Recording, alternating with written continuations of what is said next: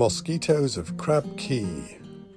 Okay chaps, Charlie Bell is the target. The winds look very favourable for an 8:30 PM attack. Zzz, whine. Note, I read that mosquitoes don't like wind above 6 knots. According to my Abaco guide, there are no officers on duty over the weekend at Spanish Cay, so I hunkered down.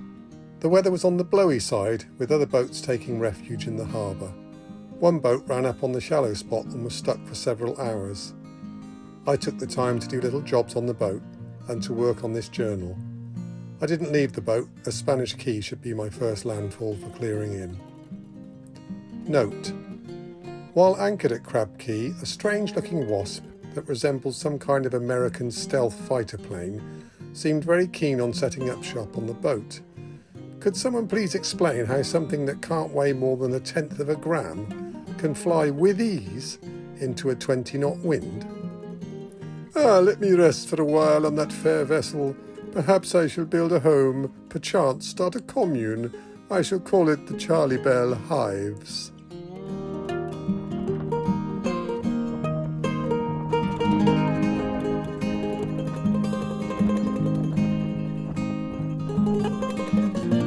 So while I'm waiting at CRAB Cay for the weekend, before I can go across and clear in at Spanish Cay, I'm just doing lots of little jobs. So I'm currently making a fly screen for the forward hatch. Hopefully it'll work. I'm just winging it, but we shall see.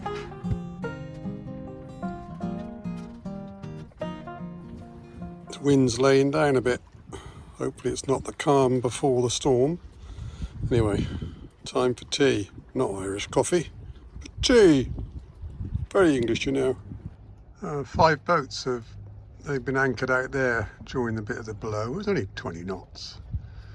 But I imagine they didn't come in because of the narrow cut, and you can't really see in these conditions. So I think I must be a bit bonkers because I came in at night. And I didn't use the GPS either, just did it by the seat of my pants. I think that poor guy's gone onto the reef.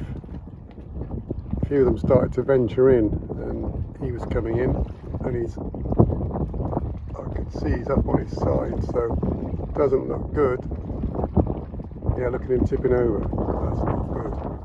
I just checked the tide and it is coming in, so he's lucky.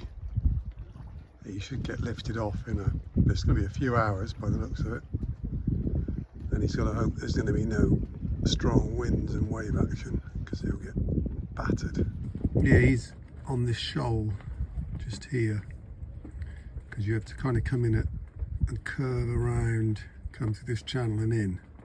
Shallow over here, shallow here. So it's like a road in a way.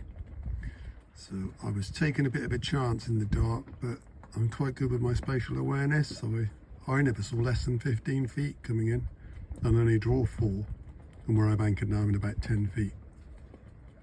So depending on how hard he's gone on, he might need to get pulled off. And this guy snuck into the little skinny bit at the top there, and that's quite a good idea, because you just keep close to that bit of land and go straight. I might go out that way. That's a beautiful sailboat. That's very comfy, and that certainly draws more than mine, so if that got through that little slot, mine will.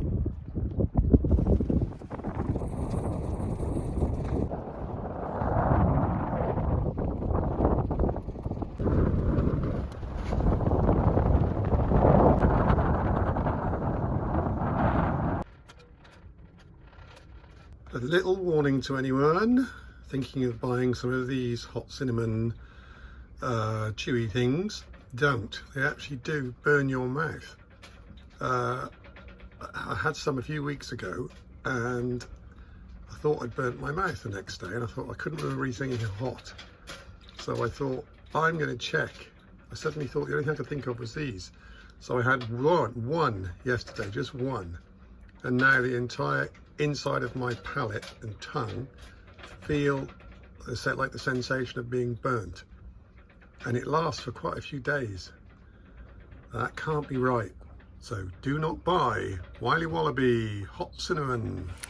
There's a line of grey clouds coming straight for this anchorage at the moment. It's weird.